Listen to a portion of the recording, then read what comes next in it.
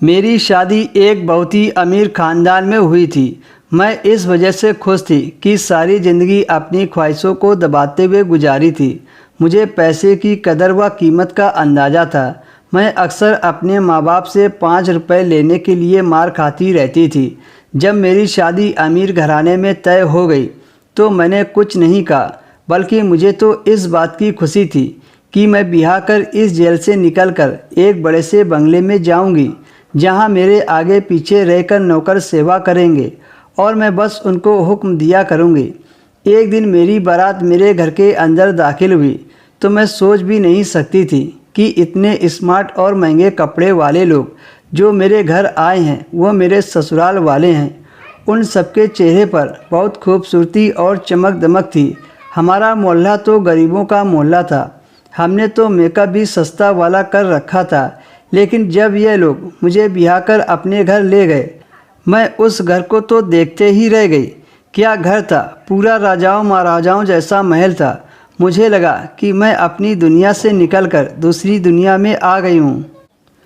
अब घर में आने के बाद मुझे तो सबसे पहले अपने पति को देखने की जल्दबाजी थी, क्योंकि मेरे माँ बाप ने तो मेरे पति की फ़ोटो भी नहीं दिखाई थी।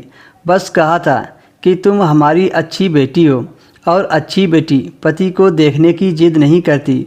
हालांकि लड़कियों को यह हक होना चाहिए कि हम अपने होने वाले पति की फ़ोटो देखें, पर मेरे पापा ने मुझसे यह हक छीन लिया था। जब मैं अपनी ससुराल में दाखिल हुई तो मेरा स्वागत मेरे पति की बजाय मेरी सास ने किया, और मुझे मेरे पति के कमरे में बैठाने की बजाय मेरी सास के कमरे में बैठा दिया। मैं समझी कि शायद इन लोगों को कोई रस्म करना होगा। फिर कुछ लड़कियां उस कमरे में आई और छोटी मोटी रस्में की, पर मेरी पति की सिर से सेहरा नहीं हटाया।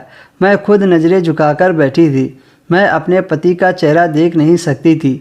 मैं किस्मत की मारी थी, पर मुझे क्या पता था कि मुश्किलों का दौर तो अब शुरू होने वाला है। सब लड़कियां कमरे से बाहर चली गईं। अब मैंने उम्मीद की कि मुझे मेरे पति के कमरे में ले जाएंगे, पर ऐसा कुछ नहीं हुआ। मेरी सास बाहर से दरवाज़ा बंद करके चली गई। तभी कमरे में एक आदमी आया और मुझे